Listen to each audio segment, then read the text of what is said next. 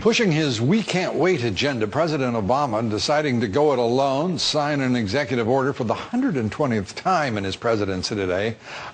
Joining us with the psychology behind the president's thinking, Dr. Keith Ablow, psychiatrist, Fox News contributor, joining us from Boston. Great to have you with us. Doctor, hey, Lou.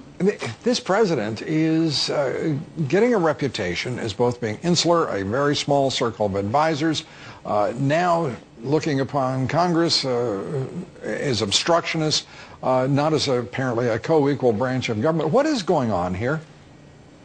Well, what's going on here is what happens in any story in our lives or in history, which is this: the truth always wins.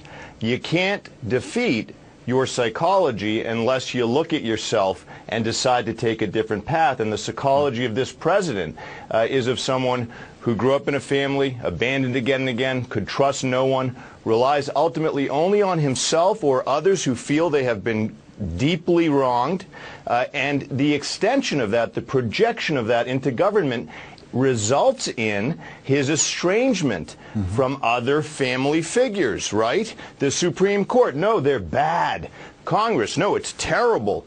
It's essentially a negative feedback loop where the president is isolated by the projection of his own life story on everyone around him. And he seems to, and I'm looking at this purely in a public policy way, seems to insist upon coming up with slogans, mottos that rationalize the position or the policy that he is taking. We can't wait, for example, most popular now.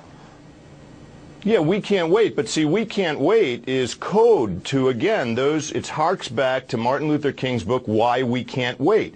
It resurrects all the legitimate ill will and feelings that came from that time when we were less fair. He wants to transplant us, to drag us back into that time so that we, too, will express this deep, deep conflict that he feels. Remember, he comes from a family ripped apart by conflict. His father leaving, his mother leaving, his grandmother saying, "I'm scared of people of your race, Barry, Barack, whatever it was at that time."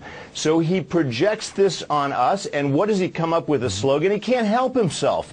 He takes us back to Martin Luther King and suggests we're at the same point. We've gone no farther. Well, yes, we have. And